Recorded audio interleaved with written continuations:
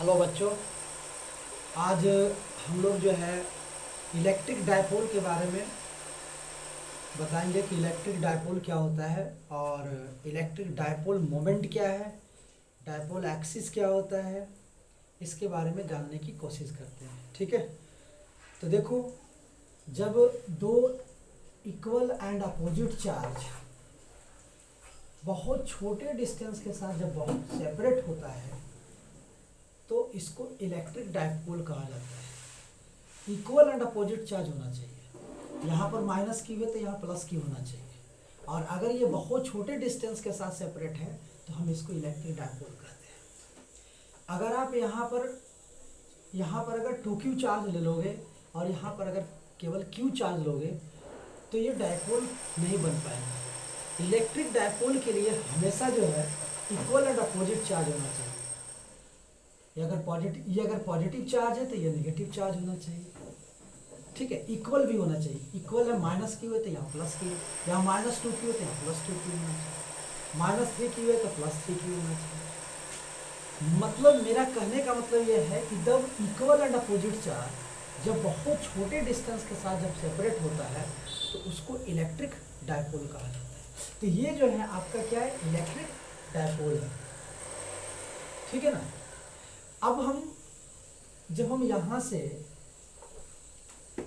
यहाँ से ये जो लाइन जो आप देख रहे हो ना, ये लाइन जो निगेटिव से पॉजिटिव की तरफ जो ड्रॉ कर रखे हैं, ये लाइन, ये डायपोल एक्सिस बोला जाता है। निगेटिव से पॉजिटिव की तरफ जो हम एक्सिस जो बनाते हैं, जो लाइन जो ड्रॉ कर रखे हैं, इसको डायपोल एक्सिस बोला जाता है।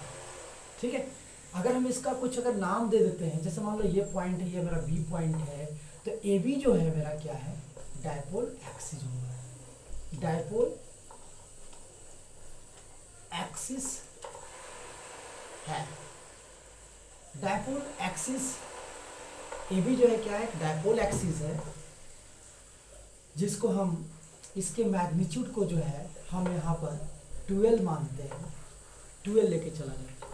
यहाँ पर हम एल भी मान सकते हैं, लेकिन 12 हमने इसलिए माना है कि डायपोल, इलेक्ट्रिक डायपोल से रिलेटेड जो भी आप डेरिवेशन करते हो, जैसे electric field at any point, electric field along its axis, या electric field due to dipole at perpendicular bisectors, इन सभी टाइप के डेरिवेशन में जब हम यहाँ पर ये 12 लेके चला जाता है ताकि डेरिवेशन जो है आसानी से कैलकुलेट किया जा सके, इसलिए हम यहाँ पर जो है 12 मानते हैं। ठीक है ना। आप चाहो तो एल भी मान सकते हो, बट जब आप डेरिवेशन करोगे तो वहाँ पर क्या होगा कि आपको बहुत सारे डिफिकल्टी का सामना करना पड़ेगा, इसलिए जो है हम यहाँ पर 12 माना जाता है। तो इसका जो लेंथ है हम इसको यहाँ पर 12 लेके चलते हैं। ठीक है ना।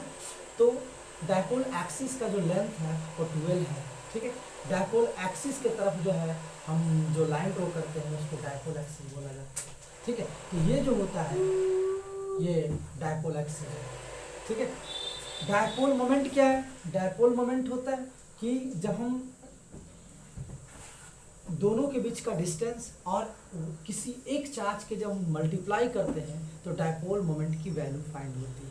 ठीक है, डायपोल मोमेंट को हम P से डिनोट करते हैं, और डायपोल मोमेंट मैंने आपको बताया कि डायपोल मोमेंट जो है product of any one charge Q और दोनों के बीच का जो डिस्टेंस है उसको हम डायपोल मोमेंट कहते हैं।